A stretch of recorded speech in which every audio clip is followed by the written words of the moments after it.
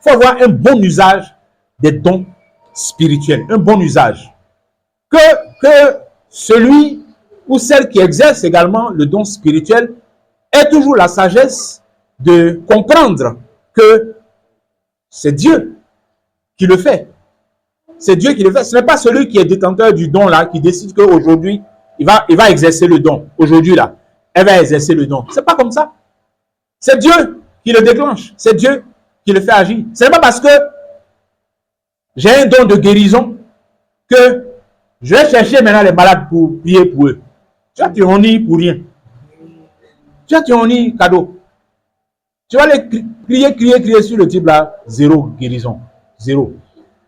C'est pas comme ça. Et une fois encore, ça doit nous faire comprendre que le don spirituel, comme on l'a dit, ne doit pas remplacer notre communion avec Dieu. Parce que quand tu as le don spirituel là, c'est dans ta communion avec Dieu que la sagesse et le discernement dans l'usage du don là, tu acquiers ça. Et que tu comprends que ce n'est pas toi qui décides que tu vas exercer le don aujourd'hui là, qui ça va se faire. C'est comme ça. Les dons spirituels là, c'est Dieu, c'est l'Esprit de Dieu qui distribue ça comme il veut. C'est ça les Écritures disent. Comme il veut. Tu n'as pas. Reste tranquille. Paul dit que tous parlent-ils en langue? Non. Tous prophétisent-ils? Non. Tous interprètent-ils? Non. Donc, les dons spirituels, là, c'est l'Esprit qui distribue ça comme il veut. Bon, moi-même, votre frère qui suis là, je ne parle pas en langue. Hein. Depuis, je suis resté dans l'évangélique pendant combien d'années là? Puis qui n'y parlait en langue même. Ce n'est pas venu dans ma bouche. Mais, je ne méprise pas pour autant le parler en langue. Hein. C'est un don spirituel. Mais, tous parlent-ils en langue? Non. C'est tout. Maintenant, est-ce que le Seigneur m'utilise dans d'autres choses? Oui. Donc, les dons spirituels que Dieu distribue là, mais il les distribue comme il veut. C'est lui qui donne, c'est lui qui accorde. Et même quand il t'a donné là, c'est pas comme si il t'a donné puis il te donne en même temps la clé, que le jour où tu veux, tu allumes. Et puis tu fais. Non.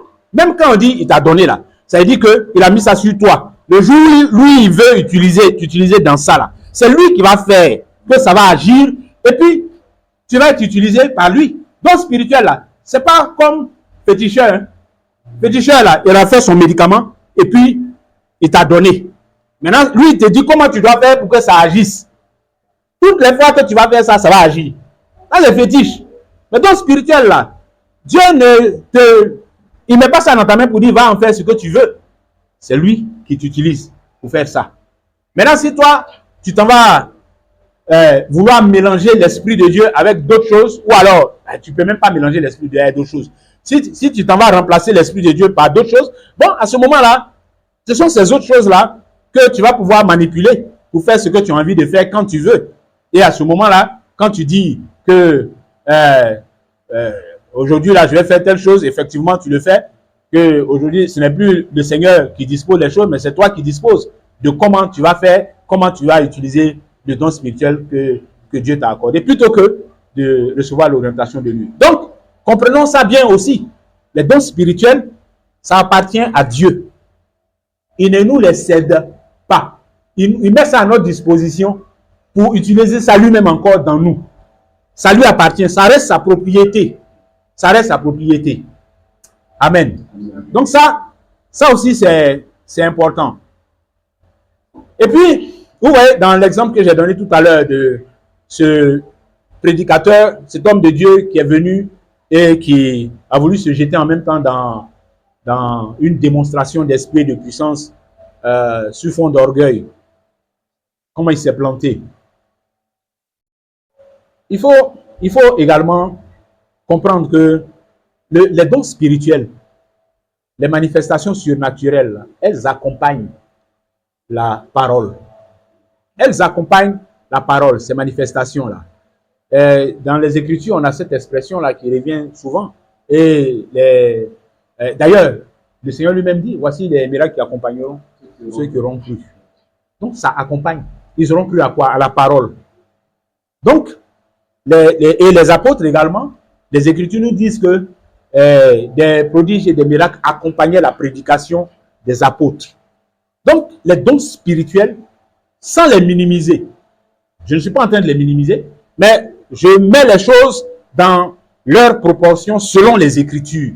C'est dans les Écritures qu'on a que les dons spirituels accompagnent, que les prodiges, les miracles accompagnaient la prédication de l'Évangile par les apôtres. Donc, c'est ça qui est l'ordre normal. Et d'ailleurs, quand moi, qui regarde, qui suis témoin de manifestation des dons spirituels, je veux discerner aussi pour comprendre de quel esprit sont animés ceux qui sont en train de manifester ces dons-là. Un des moyens de discerner, c'est de comprendre ce qu'ils prêchent, ce qu'ils enseignent. Est-ce que ce qu'ils disent là, c'est l'évangile de Jésus-Christ? Si oui, alors j'ai des raisons de penser que c'est l'esprit de Christ qui agit, qui agit en eux. Si ce qu'ils disent se démarque de l'évangile de Jésus-Christ et que c'est un autre évangile qu'ils sont en train de prêcher, quel que soit le crépitement de dons spirituels que je vais voir, mais ça doit m'orienter et m'indiquer que attention, attention, parce que les signes et les prodiges, les miracles accompagnent la prédication. Donc, si c'est l'évangile de Jésus qui est prêché, les signes et les prodiges qui accompagnent là sont les signes et les prodiges qui sont produits par l'Esprit de Jésus-Christ. Amen. Amen. Donc, c'est important. C'est important d'entendre, d'écouter, de ne pas être fasciné simplement par un dégagement de puissance, un dégagement de choses extraordinaires. Il ne faut pas être fasciné par ces choses-là. Il faut plutôt être fasciné par la parole qui est prêchée, par la doctrine qui est présentée, par l'enseignement qui est servi, qui est exposé. C'est par ça qu'il faut être fasciné, c'est par ça qu'il faut être d'abord attiré et rechercher l'édification des dents, premièrement.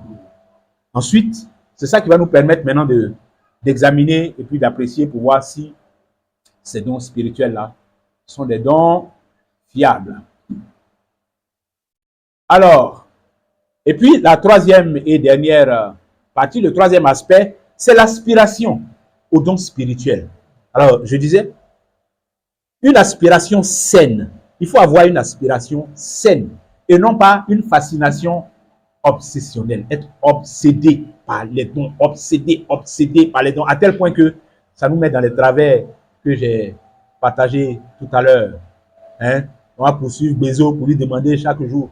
Bézo, maintenant, depuis qu'on a vu que Bézo a révélé des choses ici, là, il reçoit des appels, il reçoit des appels. C'est un peu, Bézo va embaucher une secrétaire maintenant pour recevoir ses appels, pour filtrer les appels. Tellement c'est trop. Non, il ne faut pas que ça soit comme ça. Pas que ça soit comme ça. Oui, le don qu'un frère peut recevoir est pour l'utilité commune, oui. Mais ce n'est pas pour autant que on va maintenant sous-traiter notre communion avec l'esprit qui habite en nous là. On va sous-traiter ça maintenant à Bézo. Parce que lui, il a le don.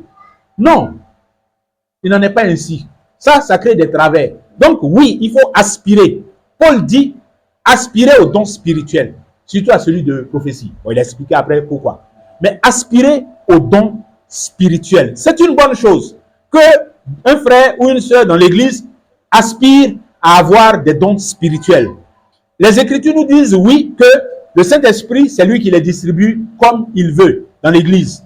Mais en même temps, si la recommandation d'aspirer existe, ça veut dire qu'on ne fait pas mal si on aspire. Il distribue comme il veut, mais ça n'empêche pas qu'on lui demande que j'en veux aussi, qu'on lui demande que j'en veux aussi. Mais vous voyez, si on tient compte de tout ce que nous avons dit concernant notre relation avec le Seigneur, concernant l'importance et la prééminence, la priorité de cette relation avec le Seigneur-là, sur le fait même d'avoir des dons spirituels. Quand on a compris ça, on fait les choses dans le bon ordre. Si on n'a pas compris ça, et qu'on se jette en même temps dans la recherche des dons spirituels, au mépris de notre communion avec le Seigneur, mais on fait mal. On fait mal. Et je ne pense pas que l'Esprit de Dieu même va écouter une telle prière. C'est-à-dire toi-même, dans ta marche avec le Seigneur, là, tu es comme ça, tu es léger, tu es légère. On ne voit pas le sérieux d'un serviteur ou bien d'une servante, d'un ouvrier, d'une ouvrière, qui est prêt, qui est prête à se mettre au service du Seigneur dans l'œuvre, à se mettre au service des frères, des sœurs. On ne voit pas ça déjà en toi et puis tu dis que tu aspires au don spirituel. C'est une fausse aspiration. C'est une aspiration trompeuse. C'est faux. Parce que déjà même, tu n'as même pas le don spirituel, mais tu n'es même pas serviteur au milieu de tes frères. Tu n'es même pas servante au milieu de tes frères et de tes sœurs. Tu n'es pas dans cette posture, dans cet état d'esprit-là. Et tu veux maintenant qu'en plus de ça, que cet esprit te donne un outil supplémentaire. Non. Que cet esprit donne des outils aux ouvriers qui sont au travail. C'est à eux qu'on donne des outils plus performants encore pour travailler davantage. Donc, ce que le don spirituel peut apporter en plus, c'est effectivement un plus. Mais pour que ça soit un plus, il faut que tu sois en train de faire quelque chose déjà. C'est là où on dit il apporte ça en plus. Amen. Donc, bien aimé, il faut que ça soit aussi dans notre tête. Pendant que nous sommes en train d'aspirer à avoir peut-être un don de guérison, pendant que nous sommes en train d'aspirer à avoir peut-être le don de prophétie ou bien un autre don quelconque, mais comprenons que, souvenons-nous des paroles du Maître qui dit que je vous dirai arrière de moi si l'utilisation des dons spirituels qui vous ont été accordés n'a pas été mise en harmonie avec une vie droite. Sinon, vous serez des ouvriers d'iniquité et votre iniquité va vous disqualifier. Il faut que ça soit mis en harmonie. Oui, l'exercice de dons spirituels, oui, aspirons aux dons spirituels, mais en même temps, avant même d'aspirer aux dons spirituels, assurons-nous et veillons toujours à être en train de vivre d'une manière qui honore Dieu, qui lui est agréable, qui lui plaît. Parce que, et ça je le dis sans mépriser les dons spirituels, un chrétien peut passer son existence sur terre à vivre pour le Seigneur de façon droite, autant que la grâce lui sera accordée, sans jamais manifester le moindre don spirituel. Et puis, à la fin, le Seigneur lui dit, entre dans la félicité de ton maître, bon et fidèle serviteur. Et à côté de lui, quelqu'un d'autre peut avoir vécu avec un foisonnement de dons spirituels. Mais voilà ce que le Seigneur dit. À des gens comme ça, il pourra dire aussi, s'ils ont été ouvriers d'iniquité, que arrière de moi, je ne vous ai jamais connu.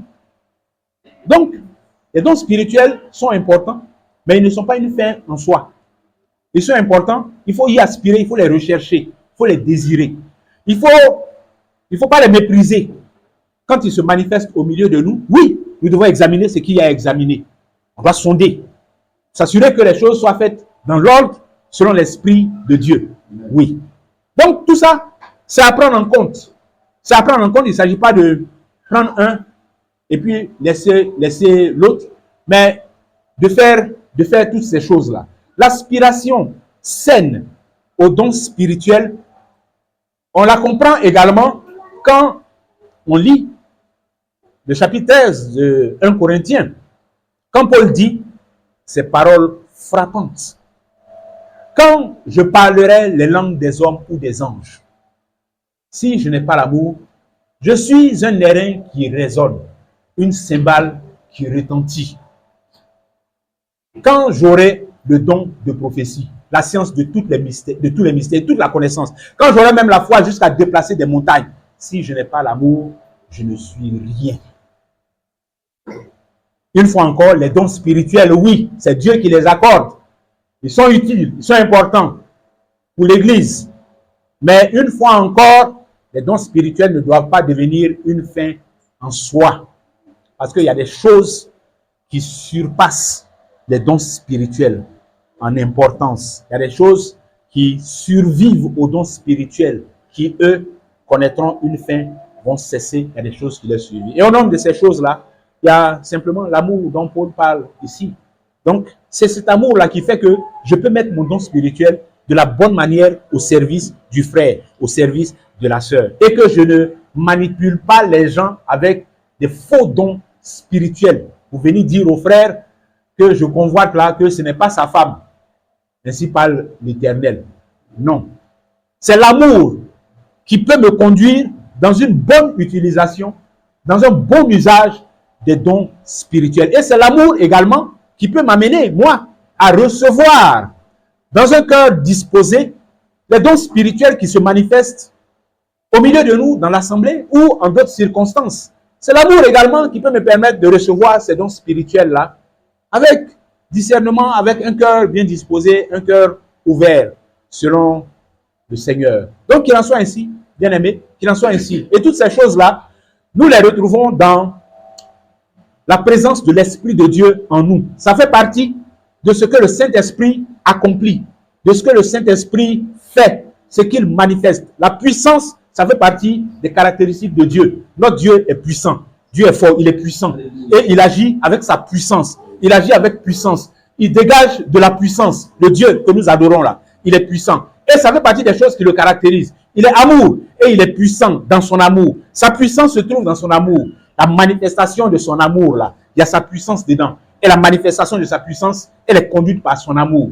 Donc, c'est cette puissance et cet amour là qui se manifeste par aussi les dons spirituels qu'il répartit, qu'il répand dans l'Église de façon éclatée, afin que ces dons spirituels épassent là, en se manifestant, se mettant ensemble, produisent quelque chose qui avance l'Église dans la direction que Dieu veut.